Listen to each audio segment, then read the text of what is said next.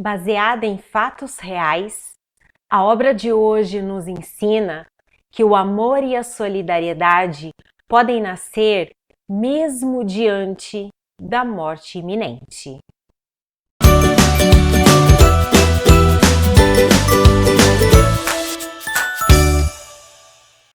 Olá, sejam muito bem-vindos! Hoje é dia de passeio literário.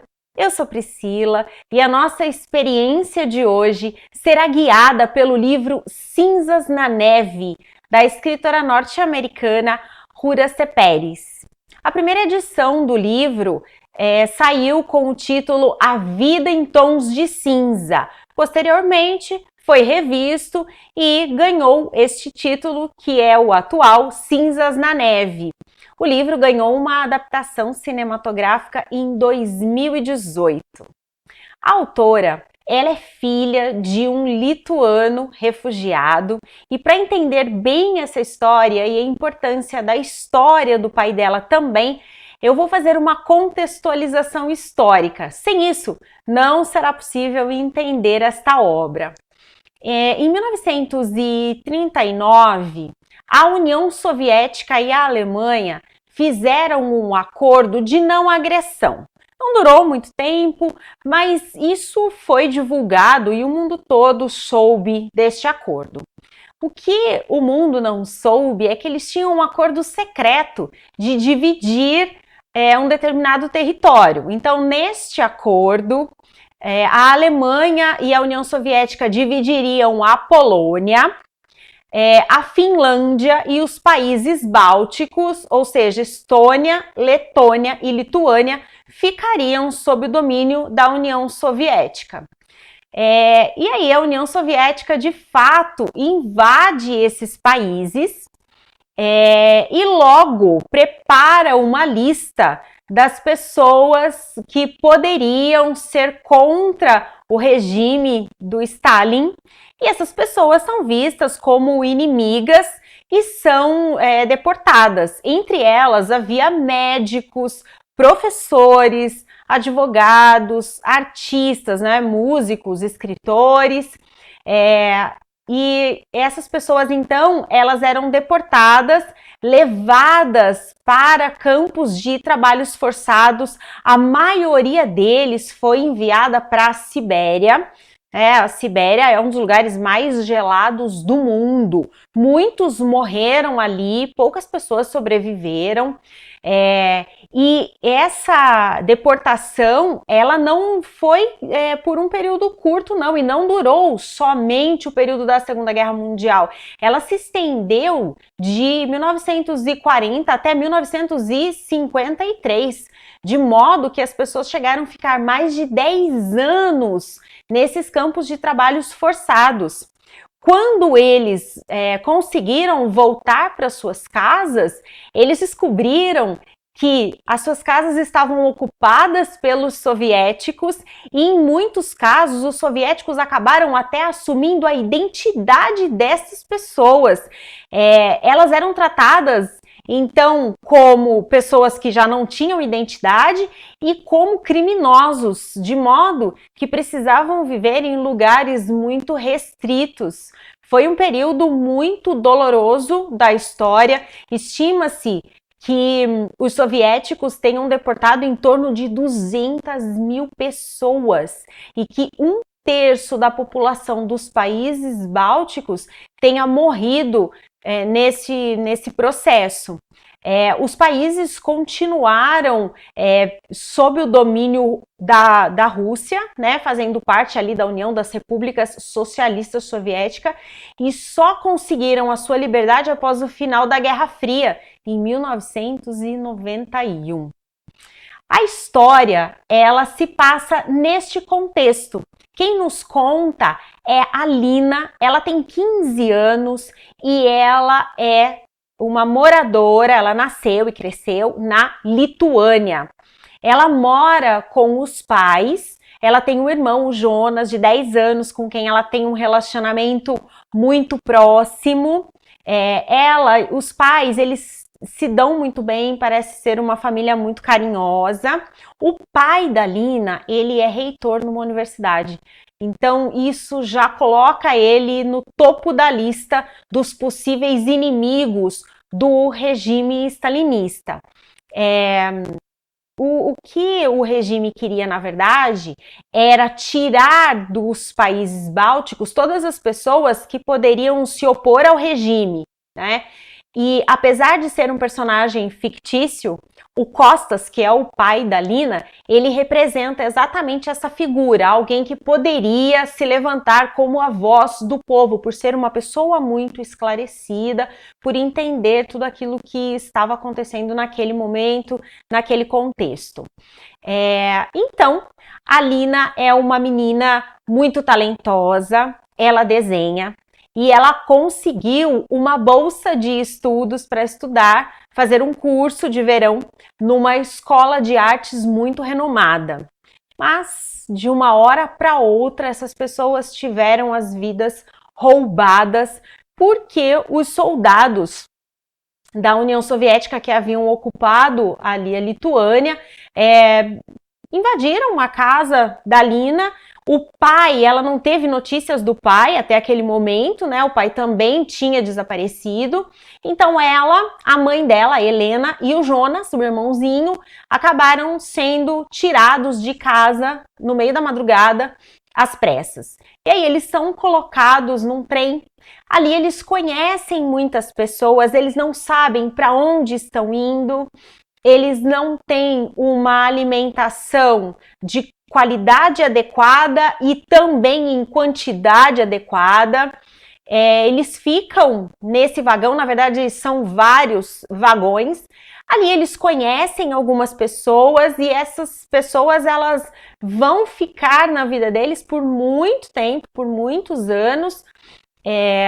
Algumas pessoas não sobrevivem à viagem, acabam morrendo. E eles são tratados de uma maneira muito similar àquela que nós conhecemos do período que a Alemanha ocupou também alguns territórios e pegava prisioneiros para levar para campos de extermínio. A diferença é que a União Soviética não levava para campos de extermínio, levava para campos de trabalhos forçados, mas não tinha problema nenhum em matar alguém se essa pessoa mostrasse resistência ou demonstrasse que dariam problemas. Então, as condições de transporte dessas pessoas, tanto sob o domínio da União Soviética quanto dos alemães, era muito parecida. Então, a Lina e a família acabam sendo levadas para um campo de trabalhos forçados e pouco tempo depois, eles acabam sendo enviados para a Sibéria. Neste processo todo, laços são criados, nós vemos que há espaço para o nascimento do amor, nós vemos que pessoas, mesmo diante da possibilidade de morrer a qualquer momento, de não saber se os seus entes queridos estão vivos, se os seus filhos, maridos, esposas estão vivos, eles conseguem ter atitudes de generosidade, atitudes de solidariedade, e nesse sentido é um grande exemplo para a gente também.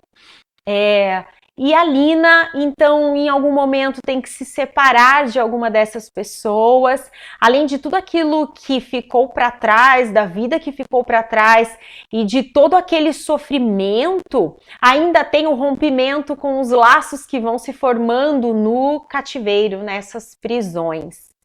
É um livro que traz fatos reais, porque a autora, apesar de morar nos Estados Unidos, ela viajou para a Lituânia algumas vezes para conversar não apenas com psicólogos e com historiadores, mas também com sobreviventes e com parentes de pessoas que sobreviveram naquele período, de modo que muitas situações relatadas no livro são reais, apesar de os personagens serem fictícios, eles retratam situações que de fato aconteceram.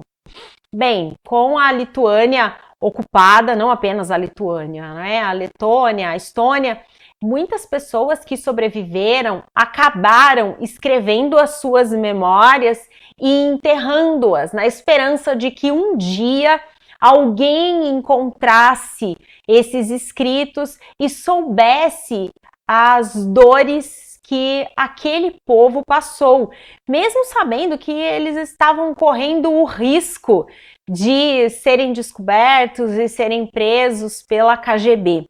É uma história que não é muito contada.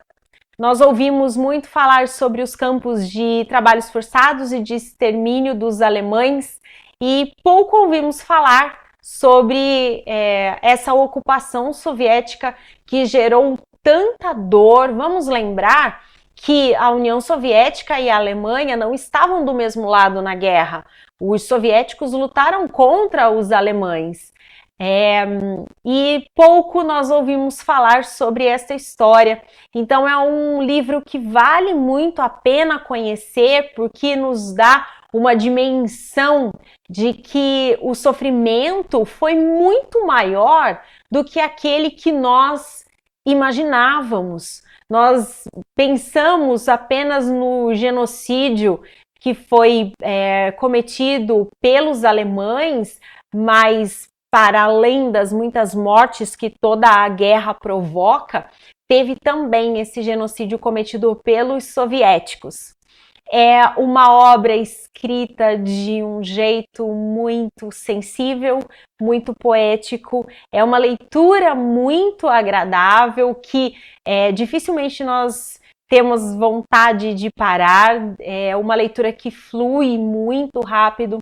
Tem personagens que são adoráveis, personagens que não conseguem lidar muito bem com aquela situação e acabam descontando nas pessoas que também estão na mesma situação, mas personagens que são capazes de atitudes heróicas, de atitudes sensíveis, de atitudes que salvam a vida das outras pessoas, mesmo estando ali na mesma situação, mesmo estando também com o perigo da morte batendo na porta a qualquer momento, porque não era apenas a morte que poderia ser provocada pelos soldados, o frio, a fome, a desnutrição, a exaustão pelo trabalho, todas as situações em volta das pessoas, elas eram passíveis de provocar a morte a qualquer momento.